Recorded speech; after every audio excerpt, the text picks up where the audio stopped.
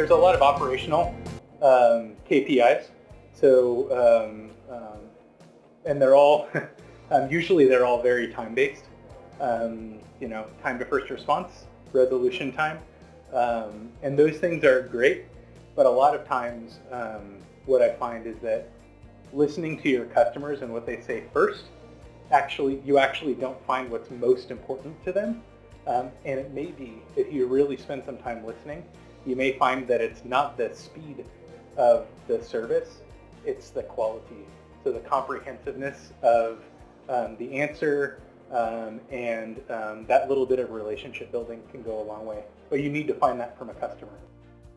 Doprowadzanie do sytuacji, w której klient otrzymuje tą wartość, za którą dał nam kasę, idealnie trochę więcej, bo w momencie jak to zajdzie, to wtedy klient chętniej kupuje od nas więcej, kupuje od nas dalej, przedłużając na przykład abonamenty, albo dokupuje kolejną wartość, bo na przykład w naszym przypadku zatrudnił sobie kolejnego handlowca i potrzebuje podwoić zaangażowanie, albo kupi od nas jakiś projekt konsultingowy, albo na przykład zaoferujemy mu więcej kontaktów czy większe wsparcie. Idealnie jest wtedy, jak klienci po prostu dostają trochę więcej wartości. Cały szkopuł polega na tym, żeby do tego doprowadzić. No i tutaj zaczyna się cała magia, która właśnie nazywa się customer success. What do I understand of the customer success process? Yeah. The idea of a customer success process from my point of view is to be able to understand what your clients want after they buy the tool. A lot of time what happens is that when we're selling to people or to clients, they understand the tool better by the time they buy it. Their needs change, in which you want to be able to change right away and give them the value that they need and the problems that the new ones that occur, how to solve them. You want to nurture them, you want to educate them. I think the education is the best part. You want to be able to show them the roadmap, like, hey, this is where we are at, that's what we're going towards. With that thing, we're going to be able to solve this and this and this of your problem. That's one of the things we want you to stay with us because we're good at that specific, let's say, solving a problem or that specific pain point that we're going after. And I think education, making sure that we nurture them, and the idea is of onboarding. A lot of time what happens is that people think that we want to give them one demo after they buy and that's it. No, it's not that's it. Every 2 to 3 months we reach out to our customer. Well, we're reaching out to them on a weekly basis anyway, but with an educational campaign. We reach out to them 2-3 months and we ask them, hey, is there new members in your team? Because I noticed on your LinkedIn profile, you just hired 2 new SDRs. I would love to have them onboarded. What do you think? What times would suit you the best?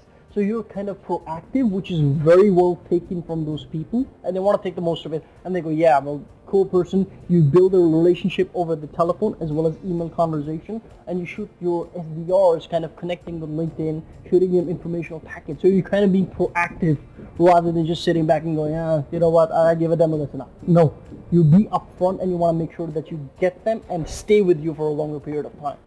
So for me, a customer success process is when a customer has achieved success.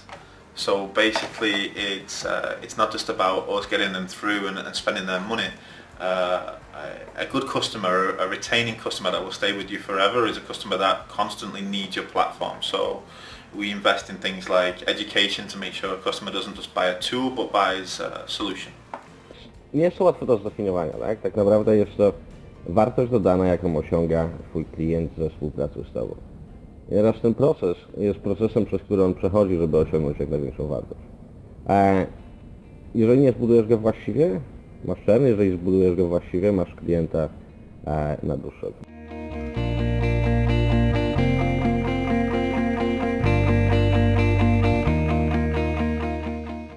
I let him continue doing exactly what he's doing.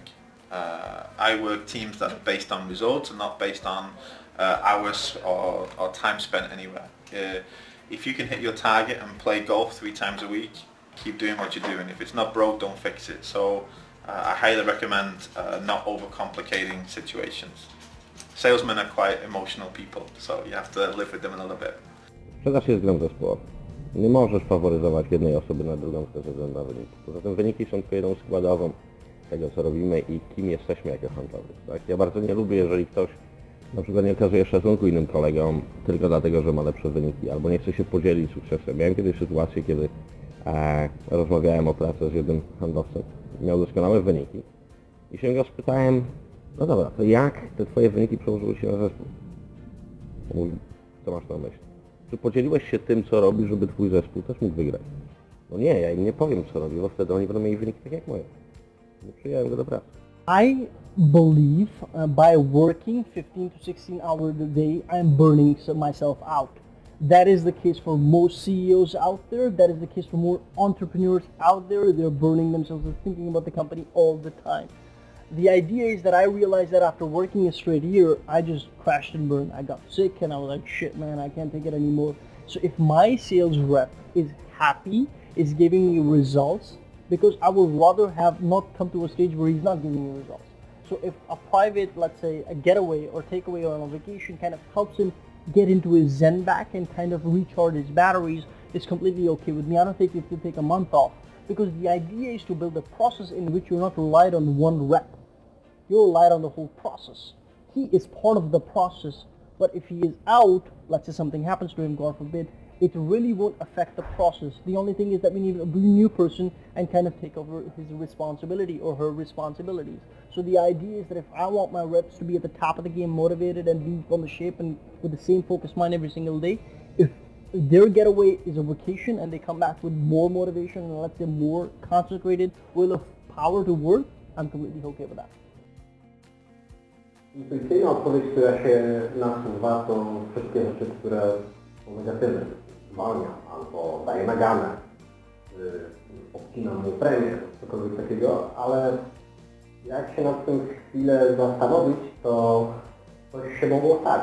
Ktoś mógł, nie wiem, zachorować w rodzinie, albo trzeba było pomóc, nie wiem, przyjacielowi. Nie wierzę w zero-jedynkowość, w tym sensie, że zwykle tego typu sytuacje są rzadkie, a poza tym będzie wyjątkowe i zwykle każda jest inna. W związku z tym to, co robię, to prawdopodobnie w momencie, gdy się o tym dowiaduję, to też ma znaczenie, jak się o tym dowiedziałem i po jakim czasie, to rozmawiam z tą osobą. No i wtedy zachowuję się odpowiednio do sytuacji przy wybranych danych, ale na pewno nie działałbym impulsywnie. So I have a model that I think about with this. You can either, as a salesperson, you can either work your ass off and hit your number, do your best work and hit your number. You can work your ass off really hard and miss your number.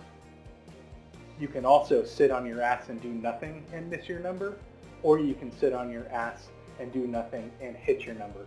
And those quarters happen to a lot of, I wouldn't say all of those things happen to a lot of sales reps, but what I'm looking for are folks who are going to do their best work. So there is the result, and then there is the how do you get there. It's a missed opportunity. I think if you really want to do something to increase that performance even further, increase that quota. W momencie, kiedy go skwalifikujesz, w momencie, kiedy zrozumiesz, czy twój produkt, twoja usługa jest w stanie dodać wartości. Jeżeli tak, to wcześniej czy później przełoży się to na sprzedaż, tak? I wtedy staje się czystym oportunizmem. Możesz zamknąć, otworzyć ją, wrócić do niej po pół roku, rozmawiać przez kolejne 12 miesięcy. Natomiast jeżeli wiesz, że jesteś w stanie dodać wartości, ten lead staje się oportunizmem. When, in my opinion, a lead becomes an opportunity when I understand fully what their problem is and how we can solve it. W RightHello mówimy o kwalifikowanym lidzie jako o opportunity. My używamy bardzo prostych kryteriów kwalifikacji. Z jednej strony to jest bank, czyli budget, authority, need oraz time frame.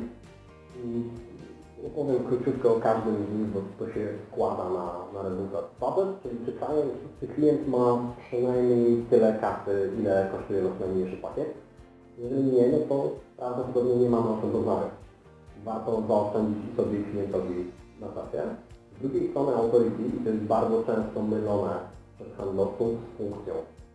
Ponieważ jeżeli ktoś jest prezesem, to nie znaczy, że ma authority. Czasami prezesi potrzebują na przykład konta sygnaty dyrektora finansowego. Albo potrzebują na przykład powyżej 50 000 złotych, żeby ich decyzja została klepnięta przez Radę Nadzorczą, albo inwestorów, bo to wynika czasami z zapisów umowy inwestycyjnej. W przypadku NIS to dość proste. Jeżeli ktoś wyszedł do nas i rozmawiał z nami i odbiera nasze maile i z nami gada, to prawdopodobnie widzi nas jako rozwiązanie jakiegoś swojego problemu, albo widzi nas jako wykorzystanie jakiejś szansy, jako szansa na kolejną podwyżkę. Więc ta potrzeba tam jest. Timeframe to jest rzecz, o której bardzo często handlowcy zapominają w ogóle, a więc zadanie pytania klientowi, na kiedy Ty nas potrzebujesz, jeżeli masz kasę, masz władzę do tego, żeby podjąć decyzję oraz masz potrzebę, to kiedy? Można rozwiązać się na przyszły kwartał albo przyszły rok. W momencie, jak mamy skontrolowane, jak wygląda u nich proces decyzyjny, czy są decyzyjni, czy mają kasę, czy mają potrzebę i kiedy ją mają, wtedy jesteśmy w stanie mówić o skwalifikowanym lidzie. I na to nakładamy matrycę potencjału, a więc czy to jest klient, który jest w stanie u nas wydać 500 zł, 5000 zł, czy może w ciągu najbliższych 5 lat 500 000 zł. I w momencie, jak mamy lida, który jest odpowiednio daleko na tej osi, ponieważ to nie jest zero-jedynkowość polegająca na tym, że jest kwalifikowany lub nie, tylko są różne odcienie szarości od nie ma dealu do najlepszych deal życia, a wtedy jesteśmy w stanie podejmować decyzje na poziomie zwiększania zaangażowania, może pojechania do tego klienta, wykonania 10 telefonów więcej, skontaktowania się z większą ilością osób. The first time that they want to have a longer conversation, the first time they want to set up a meeting. For me, this is our qualification stage, and this is when you know that you believe that the lead has an opportunity to use your system, and then they show you the same interaction. So you must have started some kind of conversation. So the lead has to return the conversation, but not only returned it, but showed that yes, we were right in thinking that they have some value from our tool. Nie ma jednej odpowiedzi. Z jednej strony możemy usunąć koszty poprzez wrzucenie tego linka na stronę. Zresztą wtedy rozmawia się tylko i wyłącznie z klientami, którzy najmniej mieli szansę zobaczyć ten termin. Z drugiej strony są sytuacje, w których pokazanie kosztów upfront jest niemożliwe, ponieważ na przykład sprzedajemy bardzo personalizowaną usługę, która waha się w najmniejszym przypadku od 1000 zł, a w największym do 5 milionów złotych. Zdarzają się takie sytuacje, aczkolwiek rzadko. Więc nie da się powiedzieć zawsze upfront albo zawsze na samym końcu. Trzeba to dostosować do klienta, grupy docelowej, personalizowania usługi. From my point of view, this is something that should be done as soon as possible. I believe in the market now, transparency for customers is everything.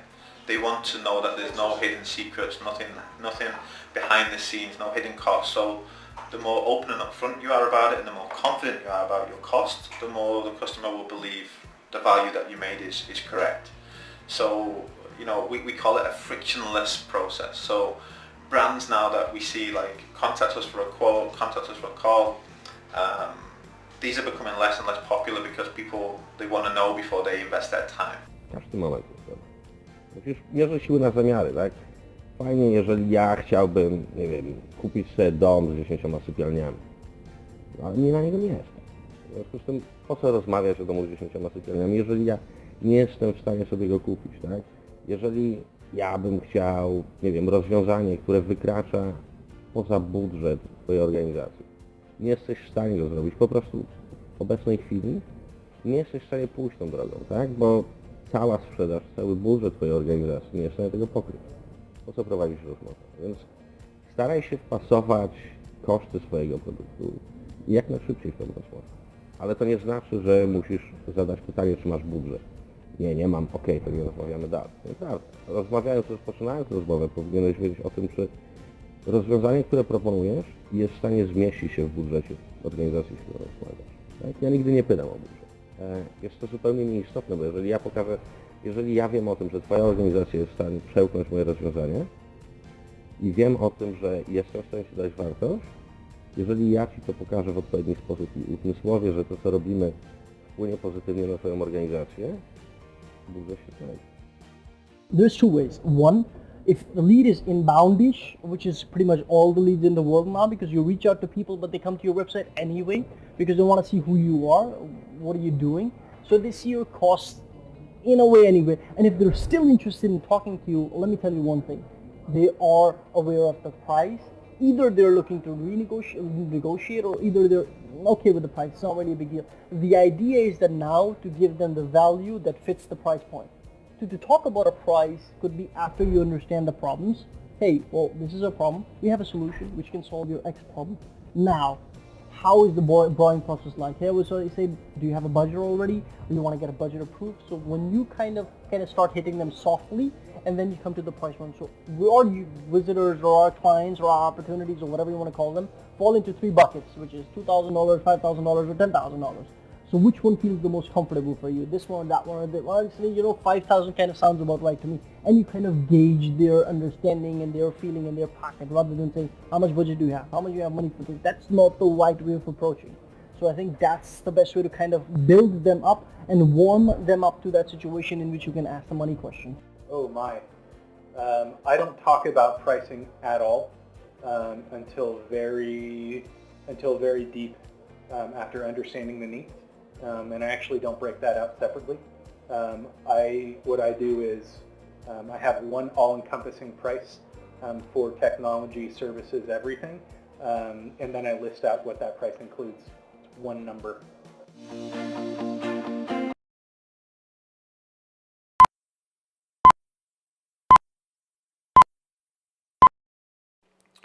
Cześć startupy, ja mam na imię Filip i jestem founderem platformy InStream. To nasz zespół kryje się za całą tą kampanią Sales Academy. Słuchajcie, przepraszamy Was za jakość tego wideo, mieliśmy mały fuck up. Tak to jest, jak nagrywa się coś taboretem. Słuchajcie, od 18 miesięcy bardzo ciężko w genialnym zespole pracujemy nad naszym produktem. Dzisiaj wypuściliśmy najnowszą wersję i właśnie temu towarzyszy cała ta kampania. To jest niesamowite, że mamy w Polsce tak fantastycznych ludzi z tak bogatym doświadczeniem i co więcej, którzy tak bardzo chcą się dzielić tą wiedzą. Dlatego nam jest podwójnie miło, że mogliśmy przygotować dla Was te materiały. Dzisiaj wypuszczamy e-booka, dzisiaj wypuszczamy serię wywiadów. Będzie jeszcze tych materiałów w najbliższych tygodniach trochę więcej. Tak też się złożyło, że dzisiaj rano nasz produkt pojawił się na Product Huncie. Jeżeli prowadzicie firmę, jeżeli macie startup, to pewnie domyślacie się, jak ważne to jest dla nas wydarzenie. Dlatego bardzo, ale to bardzo będziemy Wam wdzięczni, jeżeli zagłosowalibyście na nas na platformie. Wystarczy wejść na Product Hunta i znaleźć tam platformę InStream. Sprawdźcie wcześniej nasz produkt, zarejestrujcie się, zobaczcie, co o tym myślicie, zostawcie jakieś fajne komentarze, zostawcie szczere komentarze. Dla nas będzie to bardzo, ale to bardzo wartościowe. Jeżeli macie jakiekolwiek pytania do nas, to odzywajcie się, jesteśmy do Waszej dyspozycji. Pozdrawiam serdecznie, trzymajcie się.